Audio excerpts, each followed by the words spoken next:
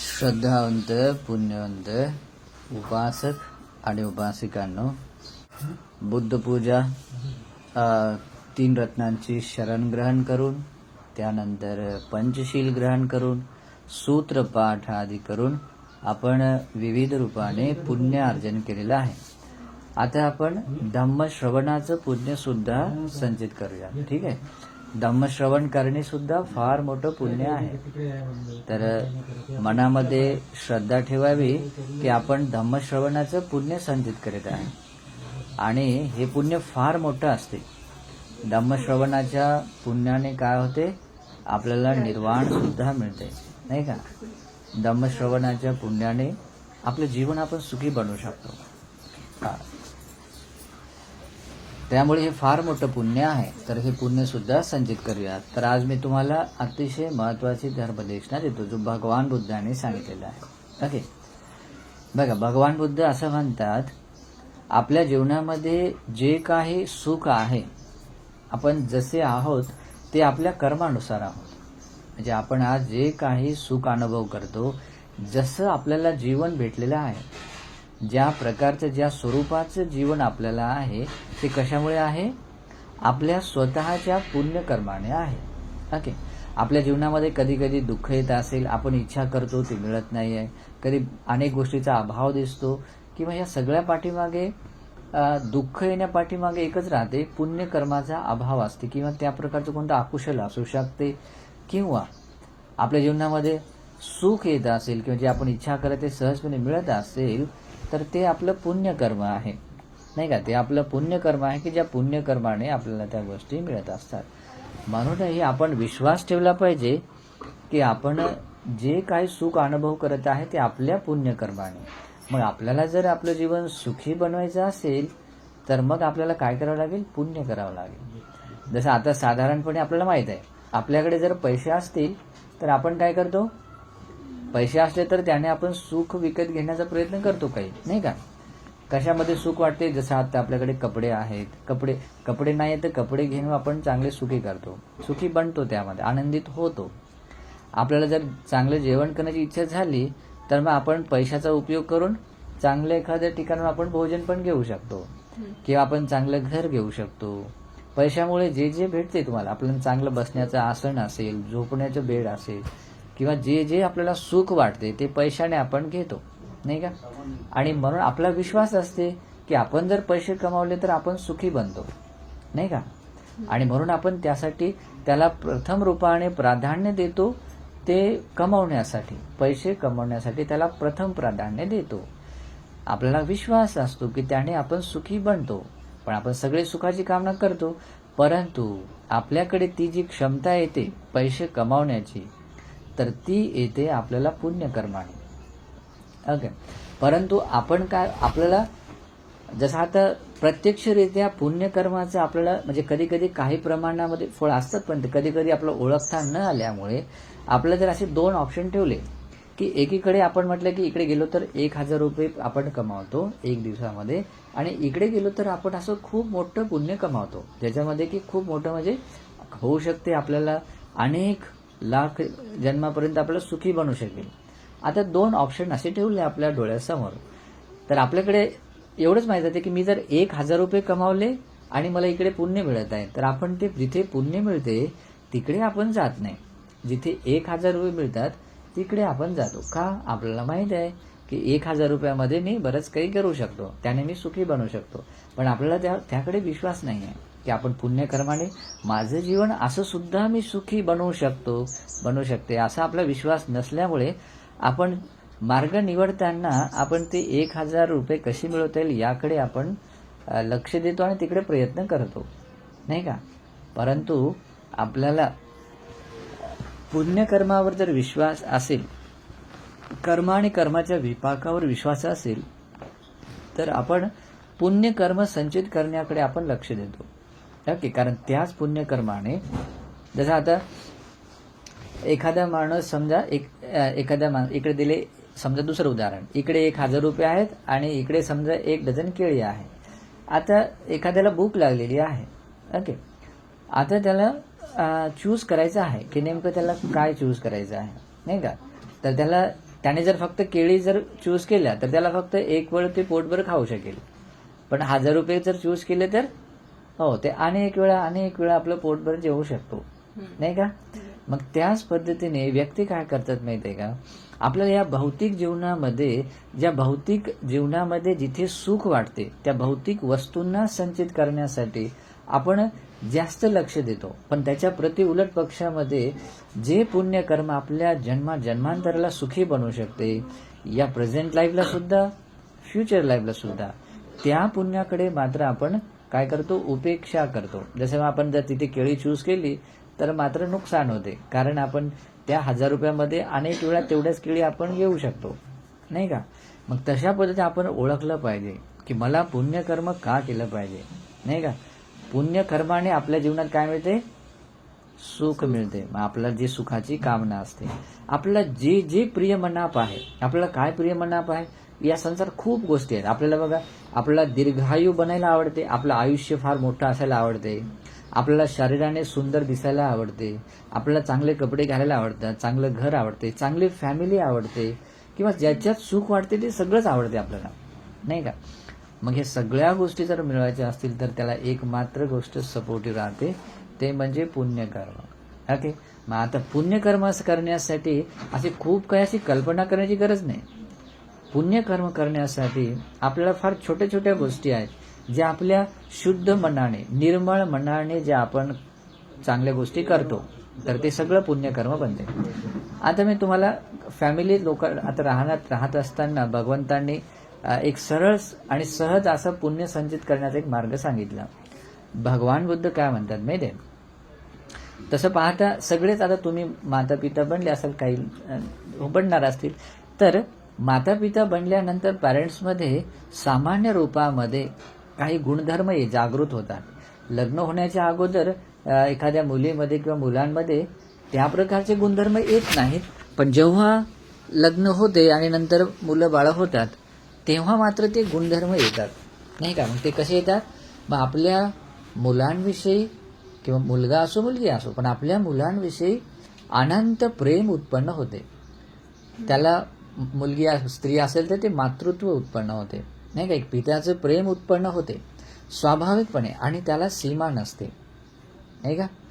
तुम्ही आता साधारण बाहेरचा व्यक्ती आहे, जो दूरचा अनोळखी व्यक्ती आहे, तुमच्या प्रती कोणी असं मैत्री प्रेम ठेवेल तर साधारण ठेवेल, ठीक आहे, चांगलं सुखी राहावं, नाही का.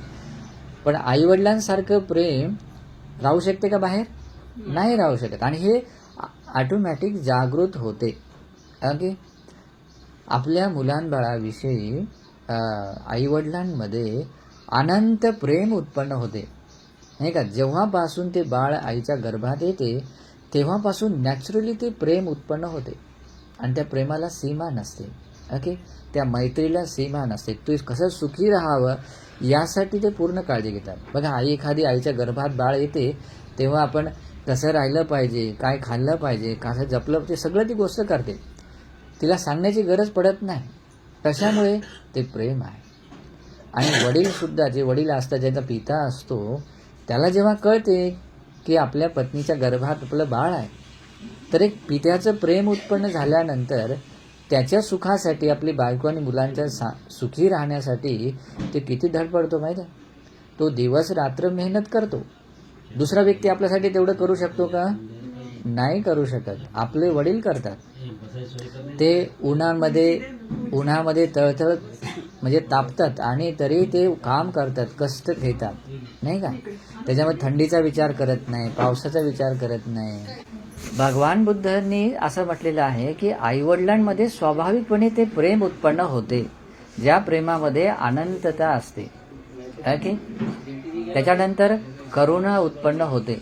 करुणा म्हणजे काय, करुणा म्हणजे जसं की आपल्या मुलाबाळांना थोडं जरी दुःख झालं तर आपल्याला आपलं हृदय कंपित होते. आपलं म्हणजे ते आईवडिलांचं.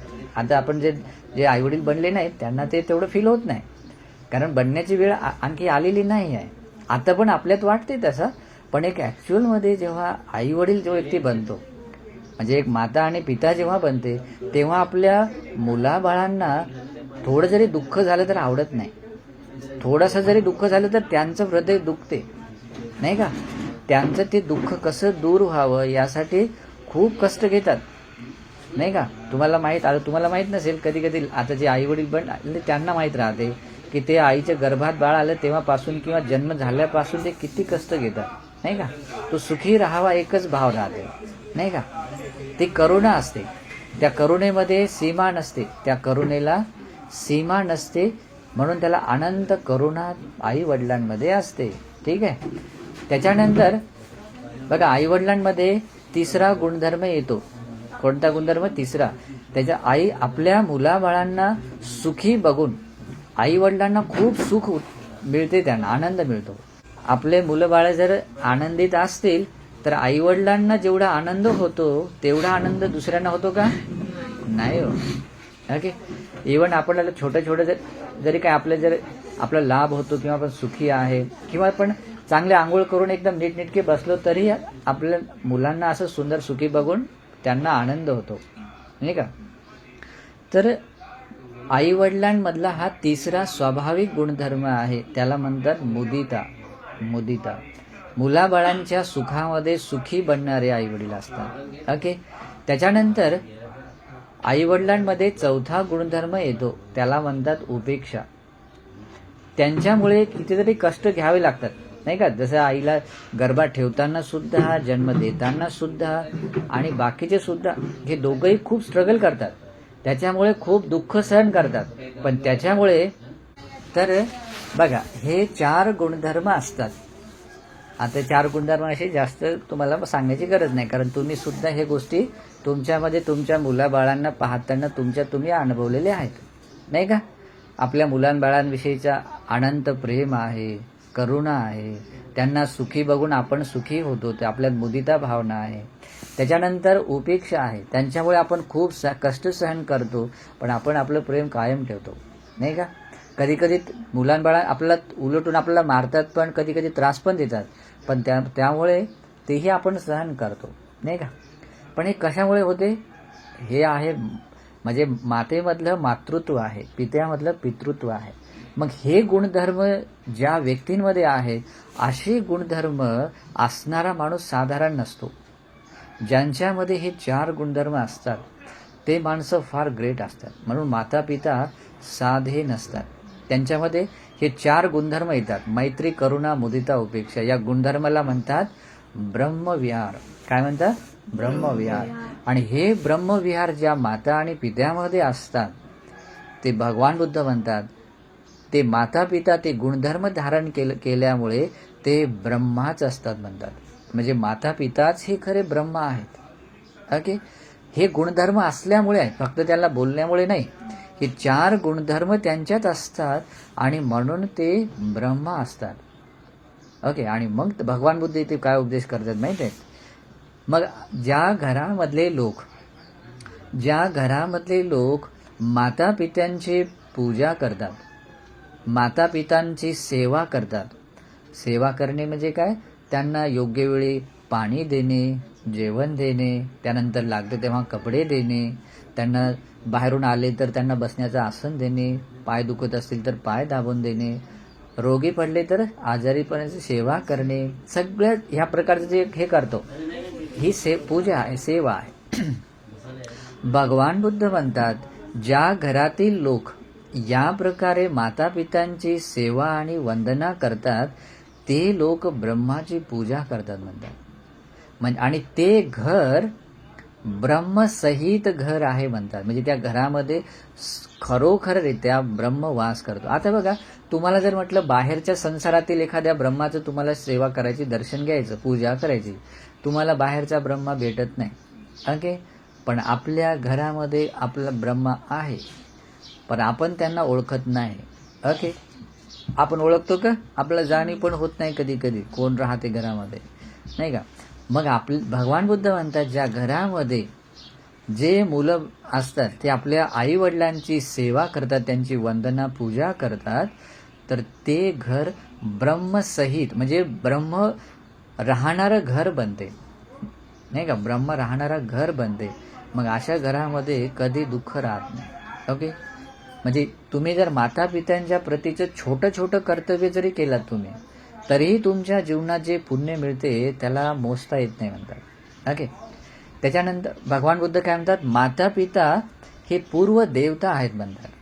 जनरली बाहेर तुम्ही जर कुठं देवता शोधायला गेलं तर भेटत नाही, पण घरामध्ये आपल्या देवता राहू शकतात. जे 4 गुणधर्म धारण करणारे माता पितांना जेव्हा तुम्ही वंदना पूजा हे करता, त्यांना अभिवादन करता, सेवा करता, तुम्ही भगवान बुद्ध म्हणतात ते घर सुद्धा म्हणजे देवता सहित असणारं, म्हणजे त्या घरामध्ये देवता वास करणारं घर बनते. ओके. आणि ज्या घरात देवता राहतात त्या घरामध्ये मग काही दुःख राहत नाही, तिथे शांती राहते. ओके. आणि भगवान बुद्ध म्हणतात ते ब्रह्मसुद्धा माता पित्यांचंच नाव आहे म्हणतात. देवता सुद्धा, त्याला पूर्व देवता म्हटलेलं आहे, पूर्व देवता सुद्धा माता पित्यांचंच दुसरं नाव आहे. त्याच्यानंतर 3रा गुणधर्म आहे, त्याला म्हणतात पूर्व आचार्य. म्हणजे पहिला गुरु जो असतो ते कोण असते, माता पिता असतात. कारण बाळ जेव्हा जन्मते तेव्हापासून त्यांना जे शिकवणारे किंवा ज्या गोष्टी देतात, सगळे काही हे जगाचा परिचय करून देतात, तर ते कोणामुळे, आई वडिलांमुळे. म्हणून बुद्ध म्हणतात की ते पूर्व आचार्य आहेत, गुरु आहेत. चांगलं काय वाईट आपल्याला हे सगळं शिकवतात. आई वडील कधीही आपल्याला वाईट आपले इच्छितात का, नाही, आपण सुखीच राहावे असं वाटते. पण कधी कधी समजा जे मिथ्यादृष्टिक आई वडील असतात त्यांना माहिती नसते, वाटते त्यांना आपल्या मुलाबाळांचं भलं व्हावं, परंतु ते काय करतात, चुकीचा मार्ग सांगतात. आता समजा एखादं, आता नाव घेणं बरं नाही, पण दुसऱ्या धर्माचे जे लोक आहेत, आता ते त्यांच्या प्रकारे ते मिथ्यादृष्टिक बनवतात, पण त्यांना सुद्धा त्यांचे मुलं बाळं प्रिय असतात. त्यांना वाटते की ते सुखी व्हावेत, पण प्रति उलट ते सुखी बनण्याच्या ऐवजी त्याने संकटात पडणारे बनतात. ओके. परंतु जनरली आईवडिलांमध्ये हा गुणधर्म असतो, आणि म्हणूनच आईवडिलांमध्ये हा गुणधर्म असल्यामुळे त्याला पूर्व आचार्य म्हणजे पहिले गुरु म्हटलेला आहे. ज्या घरामध्ये माता पित्यांचा सन्मान होतो, पूजा वंदना केल्या जाते, ते घर पूर्व गुरु सोबत म्हणजे जे पहिले गुरु असतात, पहिल्या गुरुसोबत गुरुनी युक्त असणारं घर बनते ते. ओके. त्याच्यानंतर 4था गुणधर्म आहे. भगवान बुद्ध त्यांच्याविषयी काय सांगतात माहित आहे, ज्या घरातील माता पित्यांना त्यांचे मुलं सेवा करतात, त्यांना स्वतःहून मनात विचार करतात की हे आमचं पुण्यक्षेत्र आहे, स्वतःहून त्यांना निमंत्रित करून त्यांना काही गोष्टी ऑफर करतात, पाणी असेल, जेवण असेल, किंवा आणखी काही गिफ्ट स्वरूपाने काही वस्तू जेव्हा ते ऑफर करतात, दान करतात, तर त्या गुणधर्माला म्हणतात आहुनेय.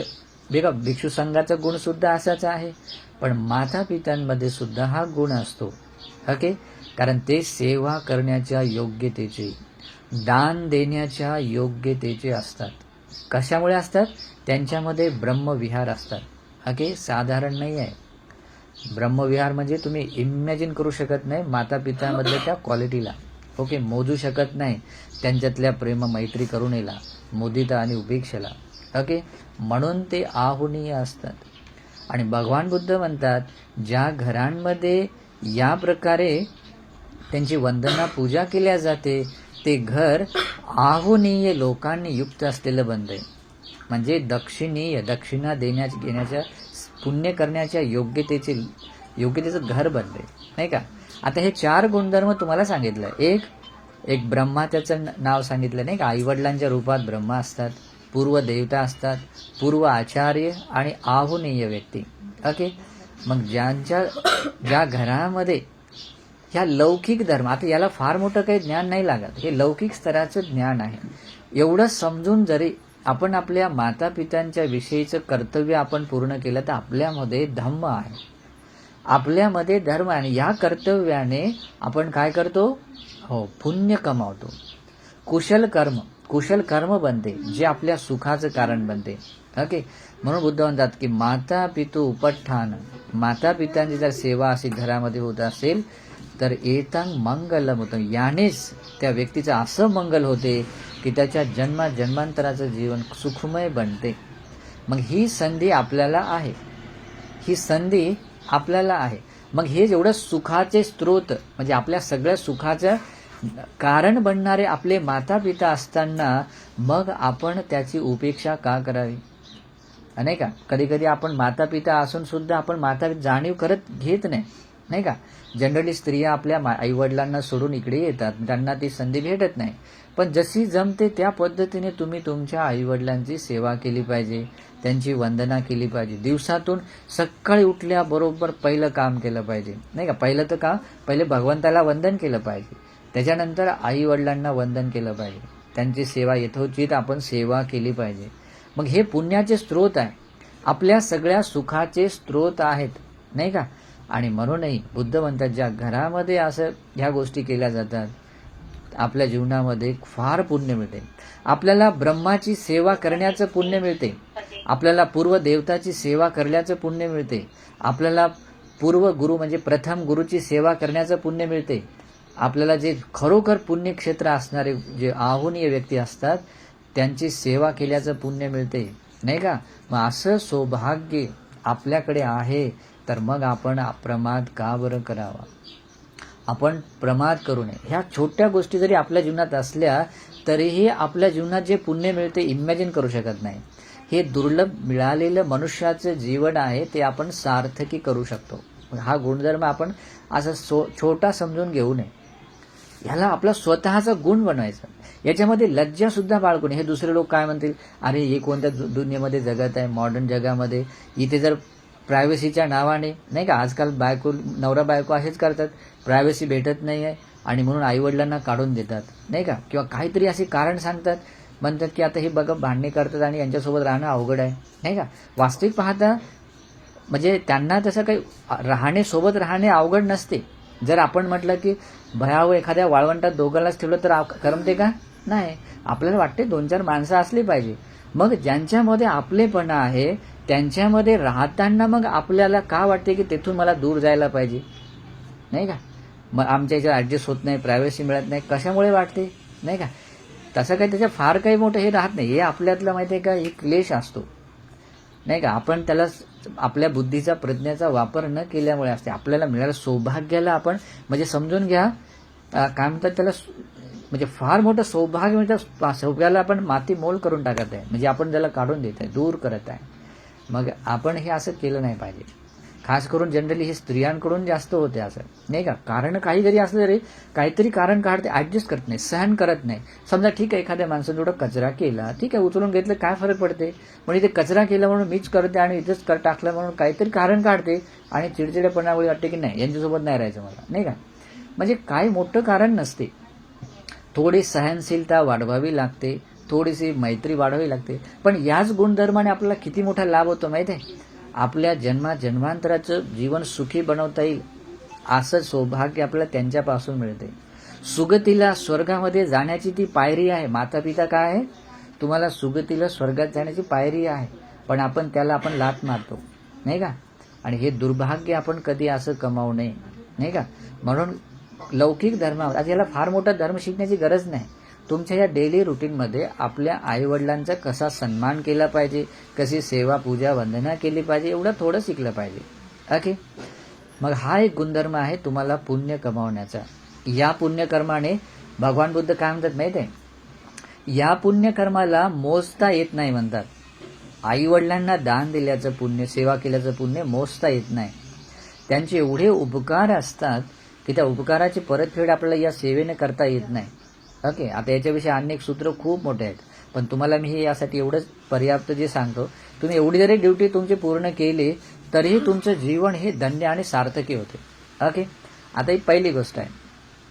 आता सेकंडवाली गोष्ट आहे की तुम्हाला आता आईवडिलांच्या विषयीचं हे केलं पाहिजे. त्यानंतर दुसरं भगवंतांनी सांगितलं आपले बायको आणि मुलं बाळ यांचं सुद्धा अतिशय सुंदर धार्मिकतेने आपण सांभाळ केला पाहिजे. ओके. धार्मिकतेने म्हणजे आपले आजीविकेचं माध्यम सुद्धा धार्मिक असावं, चांगलं असावं आणि आपले बायकोंचा सन्मान करून तिला धार्मिकतेने भरणपोषण केलं पाहिजे. मुलाबाळांचं सुद्धा भरणपोषण हे पुरुषांची ड्युटी आहे. आणि भगवान बुद्ध काय म्हणतात, जो पुरुष असा करतो ते सुद्धा काय आहे, उत्तम मंगल आहे. बघा त्याला महामंगलसूत्र काय म्हणतात, पुत्तदारस संगो. पुत्तदारस संगो म्हणजे बायको आणि मुलं बाळ यांचा धार्मिकतेने संग्रह केला, सांभाळ केला तर हे काय आहे, उत्तम मंगल आहे. असं मंगल आपल्याला करता येते. या मंगलाने काय होते, हे आपलं प्रेझेंट लाईफ सुद्धा हॅपी बनते, सुखमय बनते, पुढचं जीवन सुद्धा सुगतिमय बनते, नाही का. आणि म्हणूनही आपल्याला मधले हे गुणधर्म असले पाहिजे.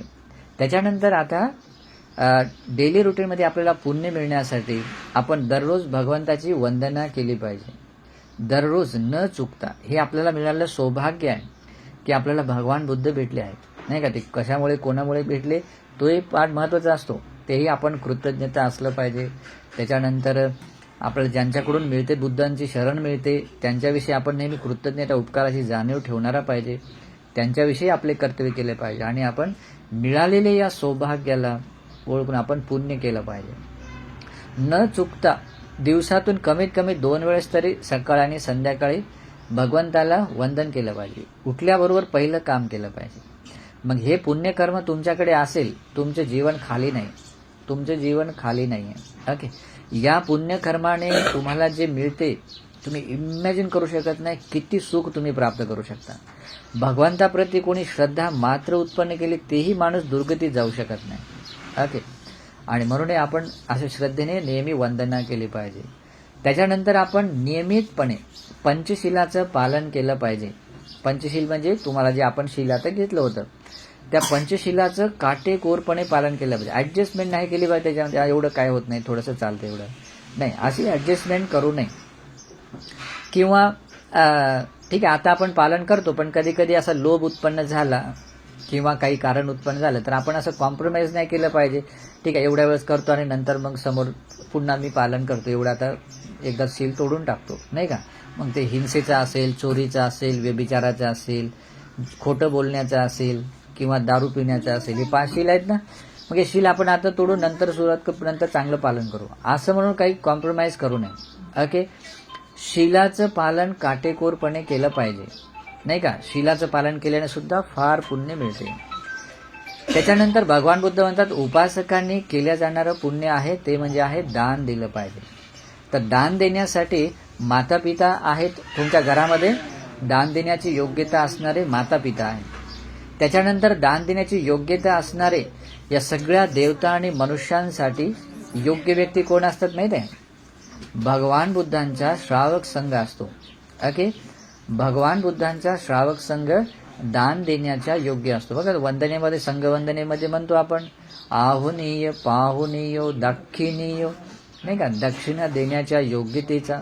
त्याच्यानंतर आहे अनुत्तरंग पुण्य खेतंग लोकासाठी, नाही का. आपण म्हणतो या सगळ्या लोक संसारातील प्राण्यांना, देवता मनुष्यांना अनुत्तर पुण्यक्षेत्र असणारा संघ असतो.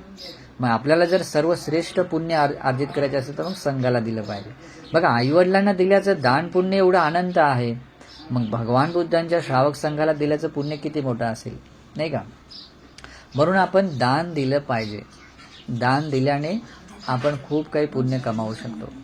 त्याच्यानंतर भगवान बुद्ध म्हणतात आपण ध्यान भावनाचा अभ्यास केला पाहिजे, नाही का. ध्यान भावना म्हणजे काय, त्याचे 2 पक्ष असतात. ध्यान भावनेचे 2 प्रकार असतात. त्याला म्हणतात एक शमत ध्यान, दुसरं असते विपස්සना ध्यान. मग ह्या 2 प्रकारचं आपण जर ध्यान करू लागलो तर भगवान बुद्ध काय म्हणतात, ध्यान करणाऱ्या व्यक्तीच्या जीवनात सुद्धा एवढं पुण्य मिळते की इमॅजिन करू शकत नाही. आणि ह्या प्रकारचं पुण्य ज्या व्यक्तीकडे आहे त्या व्यक्तीकडे पुण्याचा एवढा खजाना आहे की त्या खजानाला मोजता येत नाही. तुम्ही 1 जन्म काय, 1000 जन्म काय, करोड जन्म काय, कितीही जन्मापर्यंत तुम्ही जरी त्याचा उपयोग केला, तुम्ही खर्च केला तरीही ते पुण्य खतम होत नाही. ओके.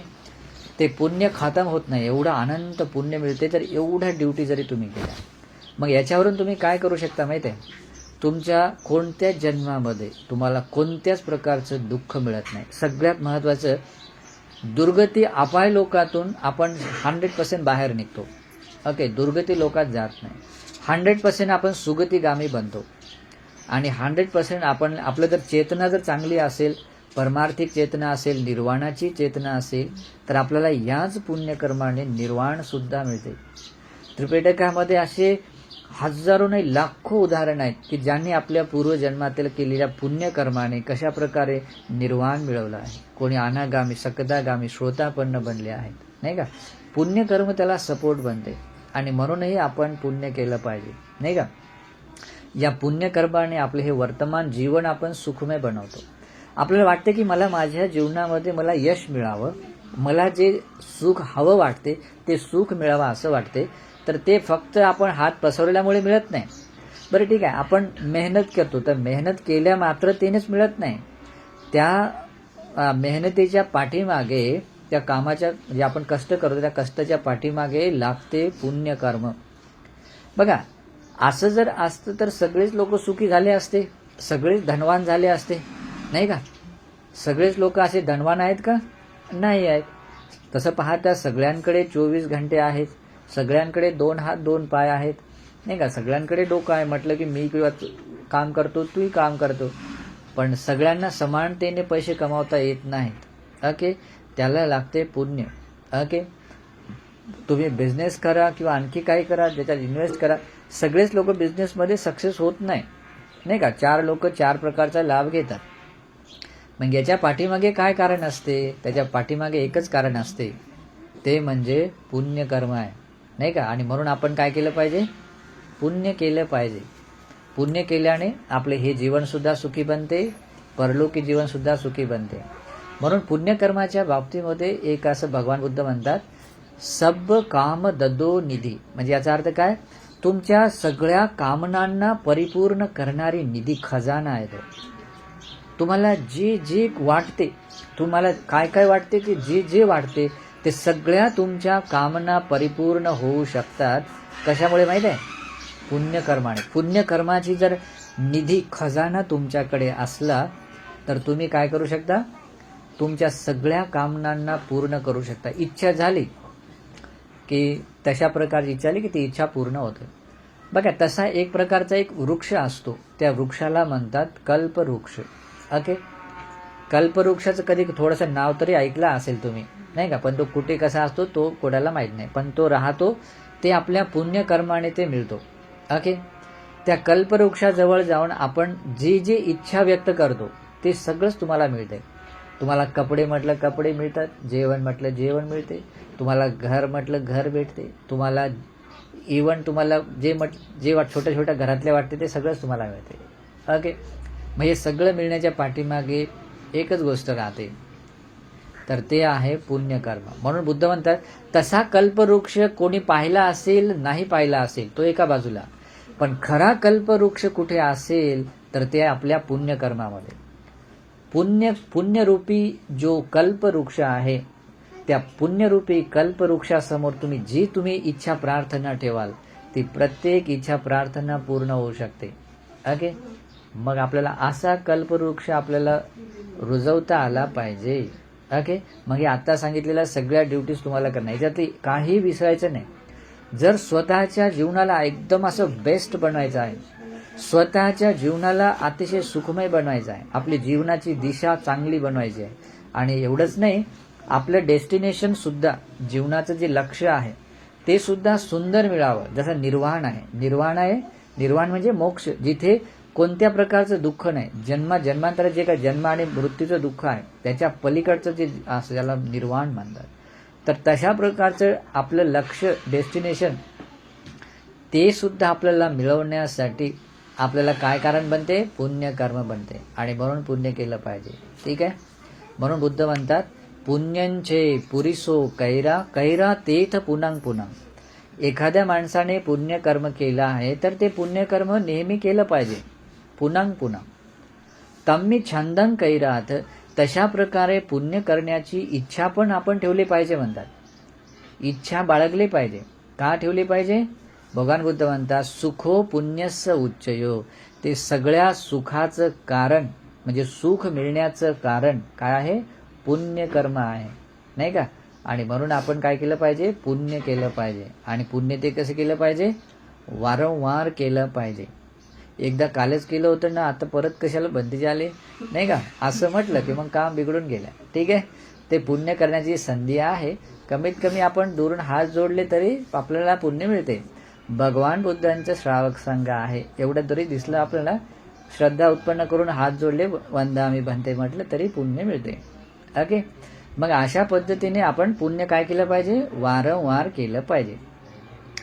आता जसं शेतकरी माणूस यावर्षी धान्य शेतामध्ये पेरतो. मग त्याला वाटते का मी आता मागच्या वर्षी पेरलं ना, आता कधी गरज नाही मला. त्याला काय वाटते, अरे मी यावर्षी धान्य पेरल्यामुळे मी वर्षभर सुखाने माझ्या परिवारासोबत सुखाने राहू शकतो, एवढी मी संपत्ती म्हणजे हे धान्य कमावलं आहे. मी जर पुढच्या वर्षी असंच जर धान्य पेरलं तर पुन्हा माझ्या परिवारासोबत मी सुखाने राहू शकतो. तो धान्याला बघूनच पुन्हा धान्य पेरण्याची इच्छा ठेवतो, नाही का. म्हणून त्याला काय, तो पुन्हा पुन्हा करण्याची इच्छा ठेवतो आणि तसं करतो आणि तसं तो सुख मिळवतो, नाही का. तशाच पद्धतीने आपण पुण्य कमावलं पाहिजे. ठीक आहे. मग हे आहे जीवन जगण्याचा मार्ग, हे आहे सुखी जीवन बनवण्याचा मार्ग. आणि ज्यांना असं करता येते, जीवन जगता येते, ते लोक धार्मिक असतात, ते लोक सत्पुरुष असतात, ते लोक भगवान बुद्धांचे श्रावक बनतात. श्रावक म्हणजे उपासक उपासिका बनतात. आणि ज्यांना भगवान बुद्धांचे उपासक उपासिका बनता येते, त्या व्यक्तीच्या जीवनात कधी दुःख नाही. ते व्यक्ती कधीच भिकारी गरीब नाही बनत, नाही का. ते नेहमी धनवान ऐश्वर्यशाली बनतात. त्यांना कोणत्या सुखाचा अभाव राहत नाही. मग असं स्वतःचं मंगल करून घ्यायचं आहे. ओके. तुम्हाला जे जे प्रियमना वाटते सगळं मिळते. तुम्हाला दीर्घायुष्य मिळते, शारीरिक सौंदर्य मिळते, भौतिक सुख संपदेमध्ये सुख मिळते, तुम्हाला शारीरिक बळ मिळते, प्रज्ञा मिळते आणि सगळंच मिळते. तुम्हाला जे पाहिजे ते मिळते. ओके. म्हणून पुण्यकर्मावर विश्वास ठेवा, स्वतःला धार्मिक बनवा, मिळालेल्या या दुर्लभ जीवनाला ओळखा, या जीवनाला सार्थकी बनवण्यासाठी असं अप्रमादी जीवन बनवा. नाहीतर आपण हे पुण्यकर्म टाळून जर आपण या भौतिक जीवनाला सर्व सुख समजून आपण जर तसं जीवन जगू लागलो तर हे जीवन भौतिक जीवन काय आहे, आज आहे आणि उद्या नाही आहे, नाही का. इथला भौतिक वस्तू बघा, भौतिक जीवन काही आपल्या सोबत येत नाही, नाही का. आज असते आणि उद्या नाही आहे. माणूस मेल्यानंतर काही घेऊन जाते का, नाही घेऊन जात. त्याला एवढीशी सुई पण घेऊन जात नाही. सुई सोडून त्या बाहेरची वस्तू आहे, आपलं शरीरही घेऊन जात नाही. आणि या आपण इतरांना सांगतो, पण जे मग सोबत घेऊन जाणारी गोष्ट कमवत नाही. सोबत घेऊन जाणारी कोणती गोष्ट आहे, पुण्यकर्म आहे. पुण्यकर्मच असं आहे जे आपल्याला या जीवनात आपण सोबत ठेवतो आणि हा देह सोडून गेल्यानंतर सुद्धा त्याला सोबत ठेवतो. किती सुंदर आहे. मग असं कमावलं पाहिजे, संपत्ती कमावली पाहिजे. भौतिक संपत्ती सोबत आध्यात्मिक पुण्य संपत्ती कमावली पाहिजे. मग तेव्हा माणूस सुखी राहतो. त्या माणसाचं जीवन एकदम बेस्ट असते. ओके. नाहीतर जगतात तर कुत्रे मांजरे जगतात, तसं जगून काही फायदा आहे का. आपल्याला दुर्लभ मनुष्याचं जीवन मिळालं, सुंदर मिळालं, तर जीवनाला असं सुंदर बनवता आलं पाहिजे. आणि ते बनते कशाने बनते, पुण्यकर्म केल्याने, धर्म आचरण केल्याने, नाही का. एखादा कोणताही माणूस एखादा सुंदर बनतो. समजून घ्या, एखादी स्त्री सुंदर आहे आणि तिला सुंदर आणखी सुंदर बनते. ते जर चांगले जर अलंकार तिने चांगले घातले किंवा ड्रेस चांगला घातला तर काय वाटते, आम्ही हा सुंदर आहे म्हणतो, नाही का. किंवा आणखी एखादा जसं एखादा हाती आहे, राजाचा हाती आहे, त्या हातीला सुद्धा समजा दातच नाही आहे किंवा हातीला आपण ते डेकोरेटच केलं नाही, तर तो राजाचा हाती असल्या मात्र त्याने सुंदर दिसत नाही. त्याला त्या पद्धतीचे ते सुंदर दात असायला पाहिजे, त्याने तो अलंकाराने अलंकार, तेव्हा तर अरे म्हणतो किती सुंदर हाती आहे, नाही का. मग त्याला जो शोभायमान बनवणारे एक एक कारण असतात, तसं आपल्या जीवनाला शोभायमान बनवणारे एकच गोष्ट आहे, ते म्हणजे आहे धर्म आचरण, ते म्हणजे पुण्यकर्म, कुशल आचरण. ठीक आहे. मग असं आपल्या जीवनाला शोभायमान सुंदर बनवता आलं पाहिजे. आणि ते कोणाच्या हातामध्ये आहे का, मी तुम्हाला आशीर्वाद दिला सुंदर बना, नाही होते का, नाही. तुम्हाला त्या प्रकारे तसं पुण्यकर्म करावे लागते. आशीर्वादाने काय होते, सिक्युरिटी मिळते. तसं होण्यासंबंधित आरक्षा मिळते. जसा एखादा दिवा आहे तर तो दिवा जर असा उघड्यावर ठेवला तर तो विझू शकतो, नाही का. पण त्याला जर आपण असा काचाचा कंदील लावला तर ते सुरक्षित राहते, नाही का. त्या पद्धतीने ती गोष्ट तशा प्रकारे घडावी या संबंधितचा तो आशीर्वाद राहतो, नाही का. आणि म्हणून तुम्हालाच ते सगळं करायचं आहे. आता मी तुम्हाला भरपूर गोष्टी सांगितल्या, इथून गेल्यानंतर पुन्हा विसरून जाऊन आपलं डेली लाईफचं जीवन जगत लागलं तर तसं नाही.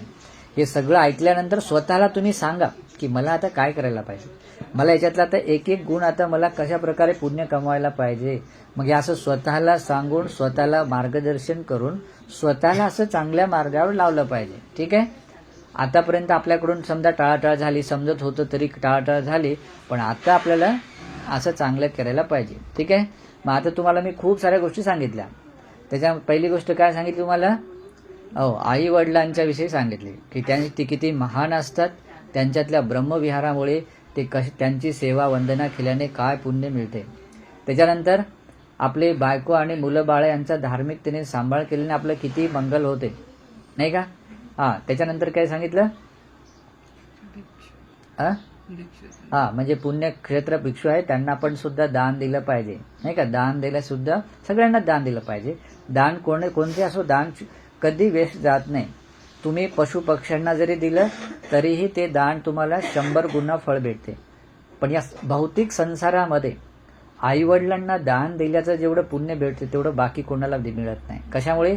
त्यांच्यामध्ये ब्रह्माचे गुण असतात, देवतांचे पूर्व गुरुचे आणि त्यांच्यात गुण असतात.